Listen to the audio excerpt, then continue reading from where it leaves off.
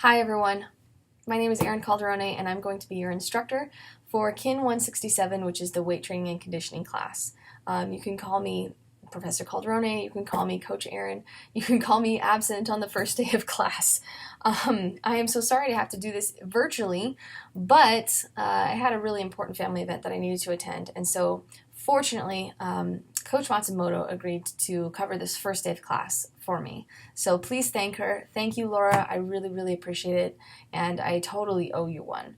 And by the way, guys, she's really great, so please feel free to ask her questions about what she does, and she's an expert in her field. So to start off, usually the first day of class, we go over the syllabus, talk about what's expected in the class. So I've prepared a short video that kind of goes over the syllabus, and you should have a paper version of it there as well. You can also find all of this on Moodle too, so you can access the syllabus at any time and the schedule.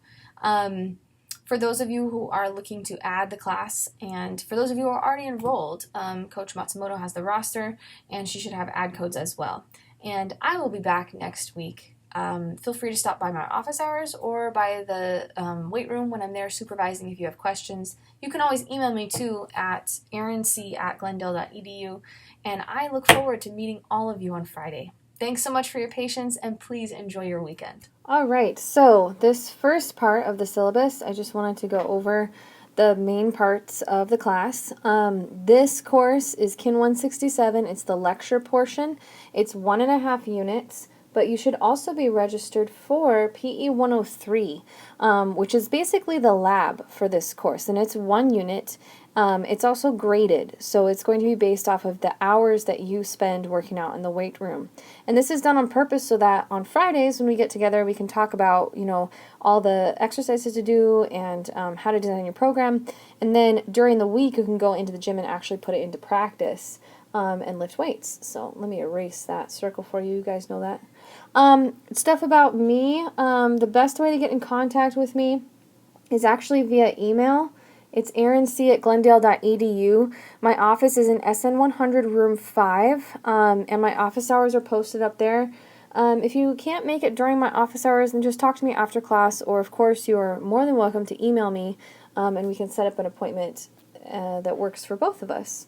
And then the hours in the weight room that I'm there, I just wanted to let you know, I'm there on Tuesdays and Thursdays from 9:05 to 10:40 a.m. That's when I'm in the weight room. I'm supervising the weight room during that time. You do not have to come in and work out during that time, but if you would like to, you may, and that might be helpful, especially if you're working on homework from this class.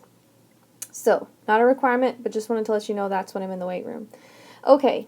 The textbooks that we have for this course, so you have an option of 2 different textbooks. They're both at the bookstore, or you can, I'm sure, find them on Amazon or online. The first one is if you're just new to resistance training or weightlifting, Strength Training by Lee Brown. It's published by the NSCA, National Strength and Conditioning Association. That's a really good beginner book, and it has some protocols or some programs in the back that you can get started on right away. I like that it shows pictures for all the exercises and shows all the muscles that you're working, but it's a good beginner's book. The second textbook is Jim Stoppani's Encyclopedia of Muscle and Strength, the second edition. This is better for people who are a little bit more familiar with the gym already. They just want a wide variety of exercises because it has over 100 exercises to do, all the different ways to do a bicep curl. It's really too much for this class, but I like it as a reference. And it has a bunch of different styles of programming or ways to organize your workout that I think could be really helpful. So you can choose either textbook. It's up to you. It's either or. You do not have to get both textbooks. And I think they're pretty reasonably priced. I think they're both under $30 each. So anyways, that's your choice. The dress code, you need to wear athletic clothing every Friday, because not only will we be in lecture, going over stuff in class on the screen and stuff like that, but we'll also have a period of lecture time that we'll go down to the weight room and actually do stuff, which I think is more fun. And you want to make sure that you're comfortable and you're able to get into the weight room and actually do that following the policies and procedures. So you guys can read the catalog description. This course is basically about weight training and conditioning. So I do include a little bit of cardio, a little bit on flexibility, stretching, nutrition for exercisers, stuff like that. But primarily we're going to focus on muscle actions and improving muscular strength and endurance. You do have to sign up for the code requisite, but you already know that. That's PE 103. And then the student learning outcomes, this is what we want you guys to have by the time you end this course. First of all, you need to be able to describe the basic biomechanical neurophysiological principles underlying normal human motion, develop a prescribed exercise plan, identify key components of joint motion and strength required for selected activities, and finally, utilize universal risk management strategies, which basically means that you know how to not get hurt in the gym, which is my primary goal for all of you. Now I'm going to go over the grades evaluations in more detail on the next page, but I did want to let you know that I'm going to be using Moodle throughout the course, not just to post all of my lecture slides, all the labs that we'll do in class, but we will also actually be taking our midterm and final as take-home tests on Moodle. So I want you guys, if you're not on Moodle, make sure that you get on that. Go from the main GCC website page, goes down to the bottom, click on Moodle, and then you can get it set up from there. If you need any help with that, there's a Moodle help desk, which I believe is SF101. They can help you with your Moodle. Okay, let's go to the page. So, I also put in instructions on how to set up Moodle. Isn't that nice? There's a video tutorial online too if you need help. Now, for the course grade items, the first thing is attendance and participation. I do expect you to come to class and actively participate as much as is physically possible. I understand if some of you have like a bad knee or something like that, you may not be able to do all the exercises exactly the way that I'm demonstrating them, but there are ways to modify everything that we do. So just let me know about that. If you have any physical limitations, please let me know, and I'll do my best to work with you to help modify it because I want you to learn the exercises that can be helpful for your body. Now, GCC policy states that a student may be dropped from the class after the equivalent of missing 2 weeks of missed class for a regular 16-week course. So pretty much if you miss a couple weeks in a row, you're going to be far behind. For this class, since we only meet once a week, so I will drop you. There you go. Participation in our 13-week course, I'm going to rate that on a 3-point scale. So if you come to class, you're participating, you're doing great, that's 3 points. If you don't participate or if you're attending class late consistently, that's 2. And then 1 point is attendance, but you aren't able to participate at all. And this is not for a physical capacity limit. Okay, if you're just not participating in class, or you're not dressed out, or you just weren't prepared, and you're coming in super, super late and not participating in the activities, and that's 1 point. If you miss class, it's 0. And then I'm going to factor the total participation out of 50 points for the whole course grade. Okay, now PE 103 is completely different. It is a graded course. It's worth 1 unit, and there's a total of 48 hours of exercise, which I factored out to be about 3.7 to 4 hours per week. For a 13-week course. It should say 13, not 1 week. And now you can either do your hours in the Lifestyle Fitness Center or you can do them in the weight room. I highly recommend the weight room because I think it's way cooler, but you can do whatever you want. So the hours that we spend in the weight room in KIN 167 though, if we're demonstrating exercises and stuff, those don't count. You'll have to sign in after the class is over and then do your workout, okay? So you can't double dip there. Of course, for PE 103, just like all the other Lifestyle Fitness Center courses, you do have to go to Moodle, complete the 2 quizzes on the policies and procedures, and do the assessment form. And I do expect that you abide by the policies and procedures as stated on Moodle. The grades are right there. As your official teacher for PE 103, put them up. An A is worth 48 hours or more.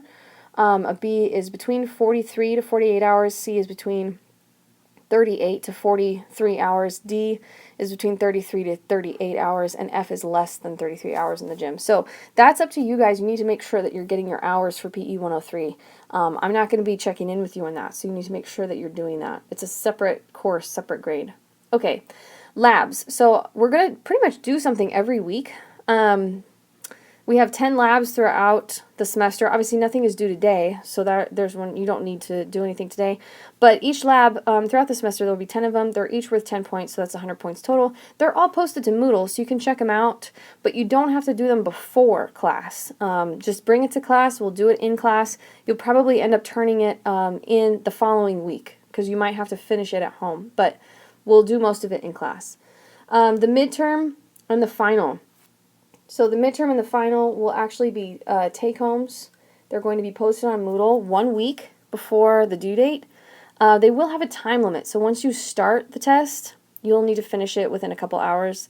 But I give you 1 week so that you can do it on your own time and you don't have to worry about having it done that very same day, okay? So more about that later.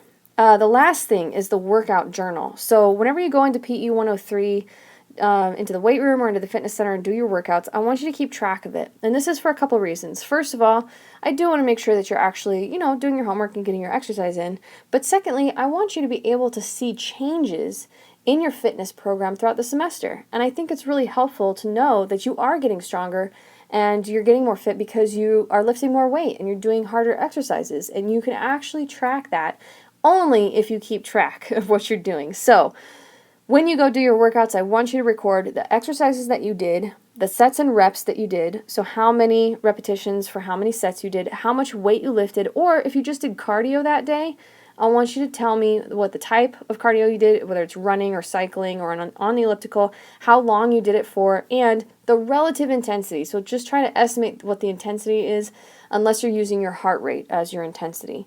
I expect a minimum of 2 workouts per week because you can only work out for a maximum of 2 hours in the fitness center or the weight room at a time.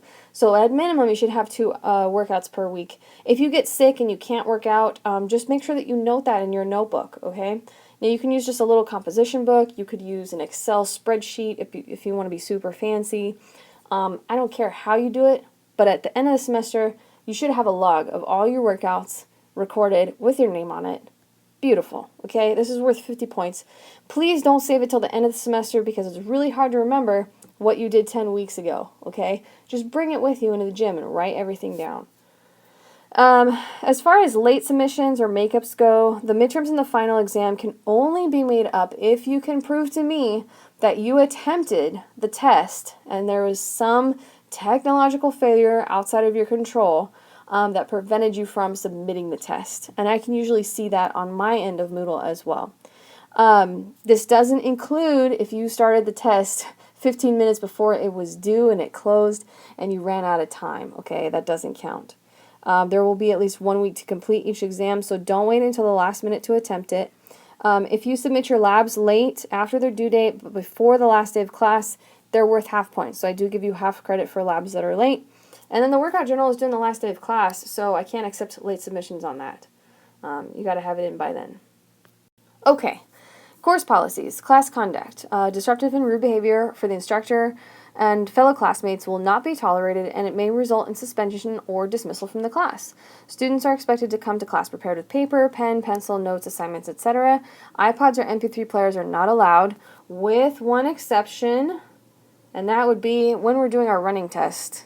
Sorry guys, yes, we will be doing a cardiovascular fitness test. You may use your iPod or MP3 player only during that test. I don't mind that at all. It can actually make you faster. Okay, you may use a laptop or tablet, but only for note-taking or in-class assignments. If you want to, pull up your workout journal on your tablet and look at the exercises you're doing, that's totally fine with me. Or if you want to take notes on your tablet, that's great. Just make sure that you're keeping, tabs on that and don't leave it in the weight room. What's considered disruptive behavior? Attending class late. Obviously, you can go back and see the attendance and participation grade and look at how I'm going to deal with that. Having your cell phone ringing in class or answering your cell phone in class, it's got to be a big emergency to bring you out of class, and you need to step out of class. Don't answer it while we're doing our class, even in the weight room, okay? Conversing with other students during lecture. Obviously, I want you guys to learn from each other, but if I'm talking and I'm lecturing, then just make sure that you're listening. Texting or using social media or listening to music during lecture, obviously that's not allowed. I expect you guys to be paying attention and engaged.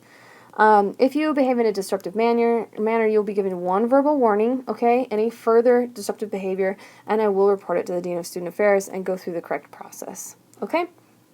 Academic dishonesty. So obviously, college study is the process of becoming an independent scholar. Cheating and plagiarism are absolutely forbidden, and this is the official policy of Glendale Community College and me as an instructor. So if I find out that any cheating is going on, that assignment will earn an F, 0 points. And the student may also receive a failing grade for the course, depending on how severe the cheating incident is. I, of course, report all incidents of academic dishonesty to the Vice President of Instruction, and that will become a part of the student's Glendale College file. So some examples: using unauthorized materials on exams, copying other students' work, submitting any assigned work that's not your own, copying other written materials without proper credit, which is considered plagiarism, downloading from computer networks, or purchasing papers. Now, please note, the take-home, midterm, and final exams are to be completed by each student individually, and I make sure that there's no cheating going on, or I reduce cheating by randomizing the questions, so no two tests are the same. Now, obviously, these are open book, open note tests, so that's not cheating to have your book and your notes in front of you. However, if I find out that students are sharing answers or sharing information on the tests, that is considered cheating. So don't be calling up your friend and asking him what the answer was.